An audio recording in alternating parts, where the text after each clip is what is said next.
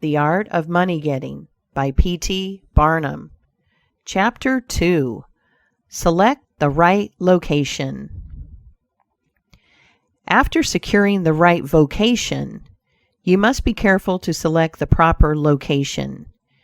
You may have been cut out for a hotel keeper, and they say it requires a genius to know how to keep a hotel.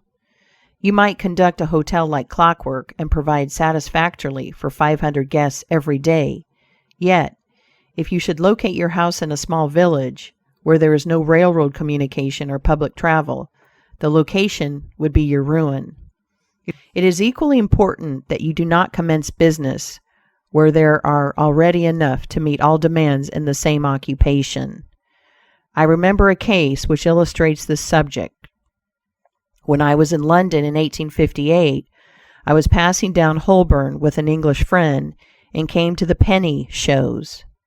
They had immense cartoons outside portraying the wonderful curiosities to be seen, all for a penny. Being a little in the show line myself, I said, "Let us go in here."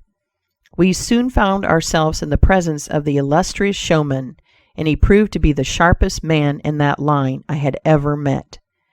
He told us some extraordinary stories in reference to his bearded ladies, his albinos, and his armadillos, which we could hardly believe, but thought it better to believe it than look after the proof. He finally begged to call our attention to some wax statuary, and showed us a lot of the dirtiest and filthiest wax figures imaginable. They looked as if they had not seen water since the deluge. "What is there so wonderful about your statuary?" I asked. "I beg you not to speak so satirically," he replied. "Sir, these are not Madame Tussaud's wax figures, all covered with glit and tinsel and imitation diamonds and copied from engravings and photographs. Mine, sir, were taken from life. Whenever you look upon one of those figures, you may consider that you are looking upon the living individual."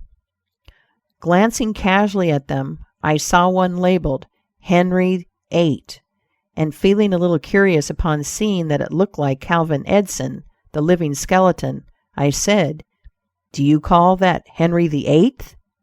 He replied, "Certainly, sir. It was taken from life at Hampton Court by special order of His Majesty on such a day."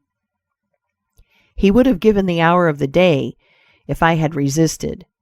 I said, "Everybody knows that Henry VIII was a great stout old king, and that figure is lean and lank.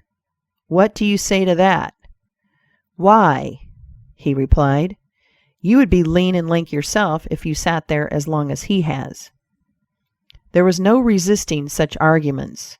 I said to my English friend, "Let us go out. Do not tell him who I am. I show the white feather. He beats me." He followed us to the door, and seeing the rabble in the street, he called out, "Ladies and gentlemen, I beg to draw your attention to the respectable character of my visitors," pointing to us as we walked away. I called upon him a couple of days afterwards, told him who I was, and said, "My friend, you are an excellent showman, but you have selected a bad location." He replied, "This is true, sir. I feel that all my talents are thrown away, but what can I do?" "You can go to America," I replied. "You can give full play to your faculties over there. You will find plenty of elbow room in America. I will engage you for 2 years. After that, you will be able to go on your own account." He accepted my offer and remained 2 years in my New York museum. He then went to New Orleans and carried on a traveling show business during the summer. Today, he is worth $60,000 simply because he selected the right vocation and also secured the proper location. The old proverb says, "3 removes are as bad as a fire, but when a man is in the fire, it matters but little how soon or how often he removes." End of Chapter 2.